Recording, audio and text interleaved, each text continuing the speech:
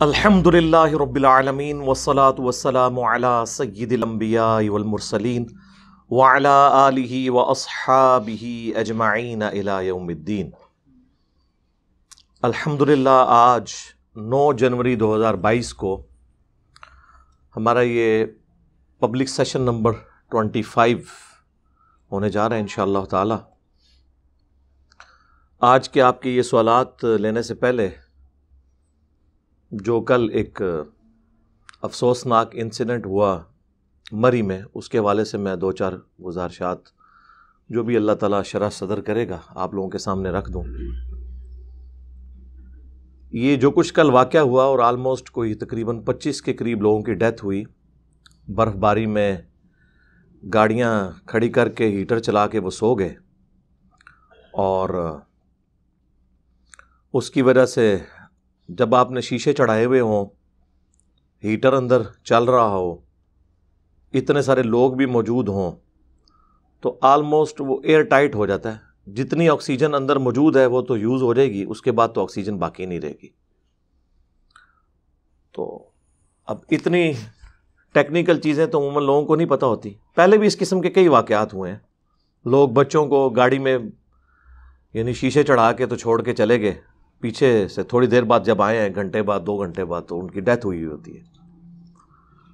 ظاہر ہے وہ آکسیجن کا تو کوئی انتظام نہیں ہوتا، اور پھر یہ ہیٹر تو عام حالت میں بھی سردیوں میں چل رہا ہو تو کلیجہ منہ کو آ رہا ہوتا ہے، تھوڑی دیر بعد عجیب سی کیفیت ہو جاتی ہے متلی کی۔ خیر، میں نے جو کچھ خبروں سے مجھے پتہ چلا ہے وہ تھرو آؤٹ اس طرح کی سچویشن میں اپنے پچھلے ریلیٹیوز کے ساتھ رابطے میں بھی تھے، لوگ اپنی کرنٹ لوکیشن بھی بھیج رہے تھے کہ یہاں پر ہم ہیں، ہمیں آ کے یہاں سے چھڑائیں۔ لیکن ظاہر ہے کہ یہ پاکستان ہے، یہاں تو اگر کراچی جیسے بڑے شہر میں آگ لگ جائے، پورے شہر کی مشینری اس آگ کو بجھانے کے لیے آ جاتی ہے، لیکن آگ اسی وقت بجھتی ہے جب کہ ساری مارکیٹ جل کے خود اپنی نیچرل پیس میں جب آگ بجھ جائے۔ میں نے ابھی تک کوئی آگ نہیں دیکھی کہ یہ لوگ بجھا سکیں۔ باقی سیفٹی میئرز جو ہیں دکانوں کے اوپر، مارکیٹس کے اندر آگ بجھانے والے انسٹرومنٹس باقاعدہ طور پر، پھر ان کو دیکھنا کہ ان کی ایکسپائری ڈیٹ تو نہیں کہیں ہو چکی، یہ ساری چیزیں یہاں تو کوئی اس طرح کا رواج ہی نہیں ہے۔ ایمرجنسی ایگزٹ موجود نہیں ہوتے،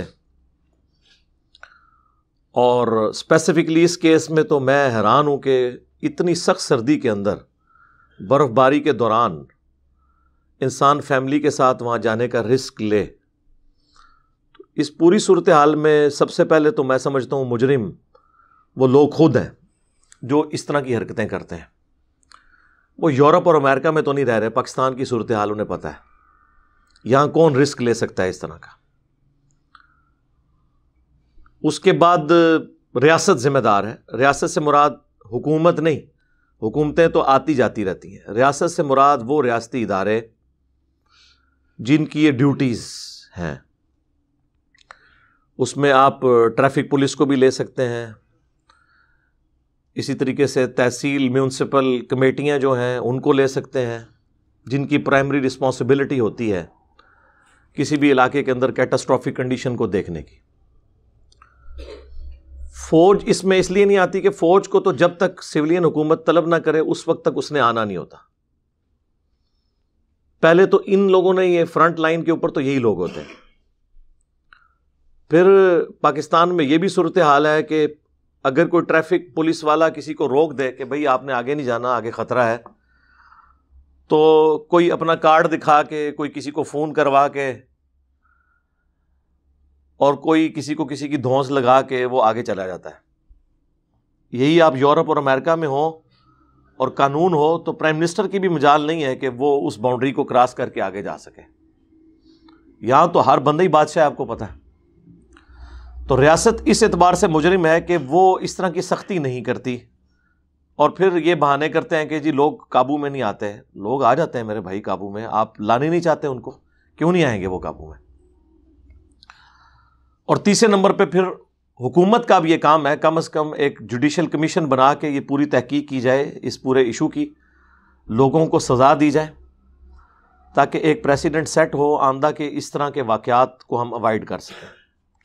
جنہوں نے دنیا سے جانا تھا وہ تو چلے گئے، وہ تو اتنی دردناک ویڈیوز ہیں، یقین کریں جب مجھے کل دکھائیں بھائیوں نے، میرے بھی اپنے 4 بچے ہیں، آلموسٹ انہی عمروں کے ہیں، تو انسان کا کلیجہ منہ کو آ جاتا ہے ایک بار یہ ساری صورتحال دیکھ کے۔ تھوڑی دیر پہلے وہی بچے جو ہیں وہ اس طرح کی ویڈیوز ان کی، وہ کتنے ہنسی خوشی جا رہے ہیں، ان میں سے بلکہ وہ ان کا والد ایک بچے سے پوچھتا ہے ہاں جی ادھر ہی رہنا یا واپس جانا ہے، تو انہوں نے کہا جی ہم نے واپس نہیں جانا۔ میں نے کہا پتہ نہیں کوئی قبولیت کی گھڑی تھی، وہ واپس پھر آئے کوئی نہیں ہے۔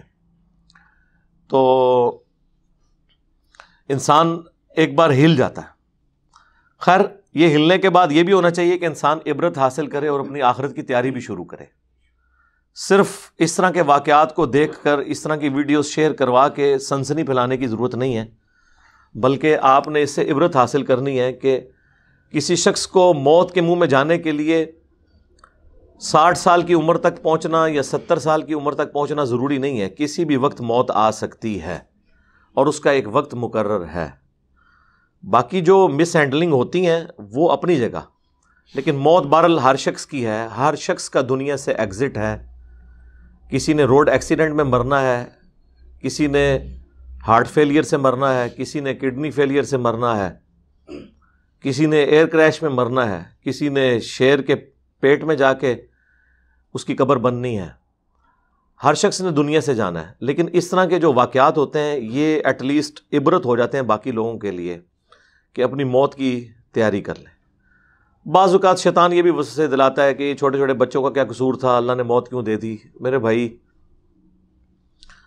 روزانہ اپنی نیچرل پیس میں بھی 1 گھنٹے میں 6000 کے قریب لوگ مرتے ہیں، آلموسٹ آپ سمجھ لیں 1.5 لاکھ کے قریب 24 گھنٹے میں۔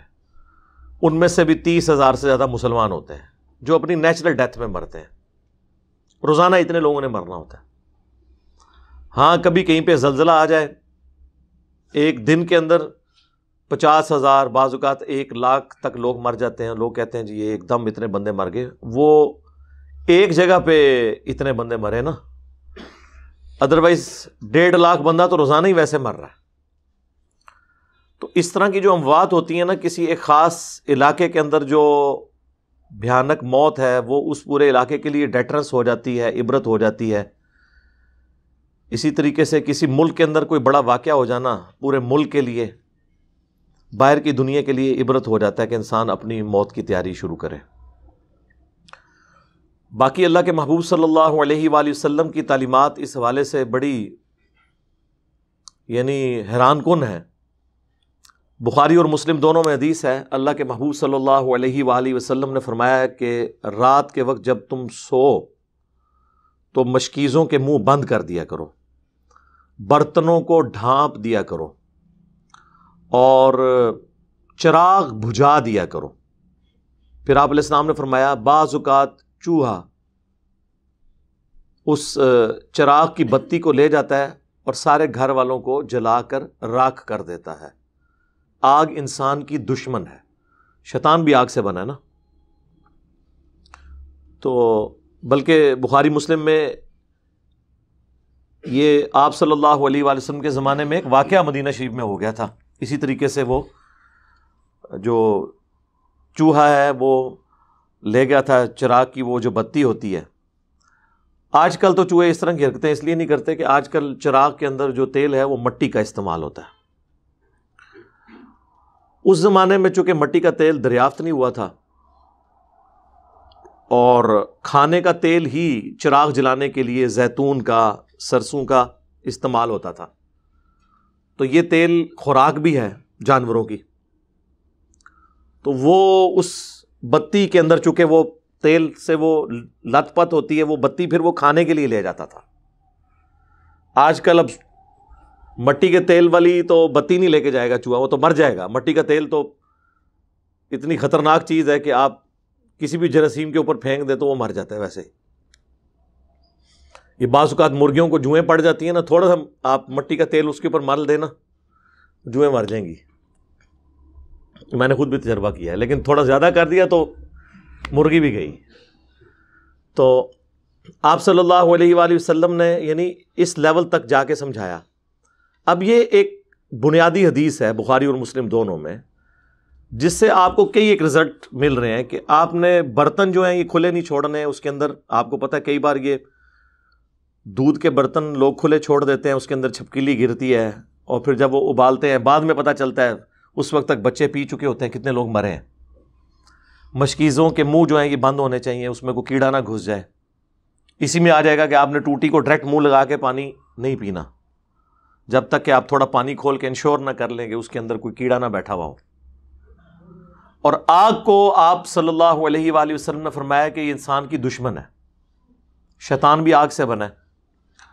تو آگ والی کوئی چیز بھی رات کو جلی ہوئی نہیں ہونی چاہیے, چاہے وہ ہیٹر ہوں گیس کے. آپ آئے دن نہیں سنتے یہ انگیٹھیاں کوئلوں والی یا گیس کے جو ہیٹر ہیں, رات کو لوڈ شیڈنگ ہوئی, گیس چلی گئی, پھر جب گیس آتی ہے تو ظاہر ہے وہ عام ہیٹر تو دوبارہ سے سٹارٹ نہیں ہوتے, وہ پھر کچی گیس یوں نکلتی رہتی ہے, ڈیتھ ہو جاتی ہیں لوگوں کی. تو اگر اس حدیث پہ عمل کیا جائے اور یہ سارے معاملات انشور کیے جائیں. یہ مجھے حدیث اس لیے یاد آئی کہ اس میں بھی وہ ہیٹر لگا کے سو گئے ہیں, اور پھر جب برف پڑی ہے, سلنسرز کے آگے برف آئی, گیس جو ہے وہ آپ کو پتہ ہے وہ پھر ریورس ہوئی, اندر بھری, اس کی تو اسمیل بھی نہیں ہوتی, آکسیجن ساری ختم کر دیتی ہے. اس طرح کی کئی ایک ایکٹیویٹیز ہو جاتی ہیں. ایون یہ جو آپ گھر میں سوئی گیس استعمال کرتے ہیں نا, جسے سوئی گیس کہتے ہیں آپ, تو اس کی بھی اسمیل نہیں ہوتی ہے, اس میں سلفر ایڈ کی جاتی ہے تاکہ اسمیل آئے اگر کہیں پہ لیکیج ہو. اوریجنلی اس کے اندر اسمیل کوئی نہیں ہوتی. اگر یہ سلفر ایڈ نہ کریں تو آئے دن آپ کو گھروں میں لوگوں کی اموات ہوتی نظر آئے. تو یہ بڑی نیکی کرتے ہیں, اس کے اندر سلفر ڈال دیتے ہیں تاکہ اگر کہیں پہ گیس لیک کر رہی ہو تو فوراً سونگ کے پتہ چل جائے, تو آپ اس کو بند کر دیں. اسی طریقے سے سنن نبی داؤد میں ایک حدیث ہے, مشکات کے اندر بھی موجود ہے, کہ اللہ کے محبوب صلی اللہ علیہ وآلہ وسلم نے فرمایا کہ جو شخص بھی کسی ایسے گھر کی چھت پہ سوئے جس پہ منڈیر نہ ہو تو اس کا ذمہ پھر اٹھ گیا. یعنی ایسے چھت پہ بھی نہیں آپ سو سکتے جس کے ارد گرد دیوار نہ ہو, کیونکہ بعض اوقات انسان نیند کی حالت میں اٹھتا ہے اور اس حالت میں اسے پھر پتہ نہیں چلتا کہ سیڑھیاں کس طرف ہیں اور کدھر سے اس نے نیچے گر جانا ہے جا کے, اور اس طرح کے واقعات رپورٹ ہوتے ہیں. یعنی اس لیول تک آ کے اللہ کے محبوب صلی اللہ علیہ وآلہ وسلم نے باتیں کلیریفائی کی ہیں. باقی ان کے لیے یہ ہے کہ حادثاتی موت ہے, شہادت کی موت ہے. بخاری اور مسلم دونوں میں حدیث ہے, اللہ کے محبوب صلی اللہ علیہ وآلہ وسلم نے فرمایا کہ میری امت میں 5 طرح کے لوگ شہید ہیں. نمبر 1 جو پیٹ درد سے مر جائے, نمبر 2 پانی میں ڈوب کے مرے, نمبر 3 دیوار کے نیچے دب کے مر جائے, اور نمبر 4 طاعون کے مرض میں مر جائے, اور نمبر 5 جو اللہ کی راہ میں قتال کرتا ہوا شہید ہو جائے. یہ سب کے سب شہید ہیں. اور سنن نسائی کے اندر المستدرک الحاکم میں اور مشکات میں بھی ایک اور حدیث موجود ہے, سنن نبی داؤد کے اندر بھی ہے, کہ 2 اور طرح کے لوگ بھی شہید ہیں. اس میں 7 آئے ہیں, 5 تو یہی آئے ہیں, اور 6 نمبر پہ جو آگ میں جل کے مر جائے وہ بھی شہید, اور 7ویں نمبر پہ وہ عورت جو ڈلیوری کے دوران مر جائے, بچے کی پیدائش کے دوران, تو وہ بھی شہید شمار ہوگی. تو یہ اس اعتبار سے تو حادثاتی موت ہے. اللہ تعالیٰ ان کی مغفرت کرے, ان کی غلطیوں سے درگزر فرمائے, نیک کاموں کا اجر عطا فرمائے, اور لواحقین کو صبر دے, اس صبر پہ اجر عظیم عطا فرمائے. دعا کر لیتے ہیں ان کے لیے بھی, باقی بھی جتنے لوگ فوت شدگان ہیں ان کے لیے دعا کے لیے لوگ کہتے رہتے ہیں. اللہم انی اسألک بانک انت اللہ لا الہ الا انت الاحد الصمد الذی لم یلد ولم یولد ولم یکن له کفوا احد وإلہکم الہ واحد لا الہ الا هو الرحمن الرحیم الف لام میم اللہ لا الہ الا هو الحی القیوم اللہم صلی علی محمد وعلی آل محمد اللہم اغفر لحینا ومیتنا وشاہدنا وغائبنا وصغيرنا وكبيرنا وذكرنا وأنثانا اللهم من أحييته منا فأحيه على الإسلام ومن توفيته منا فتوفه على الإيمان اللهم ربنا آتنا في الدنيا حسنة وفي الآخرة حسنة وقنا عذاب النار اللهم أحسن عاقبتنا في الأمور كلها وأجرنا من خزي الدنيا وعذاب الآخرة سبحان ربك رب العزة عما يصفون وسلام على المرسلين والحمد لله رب العالمين.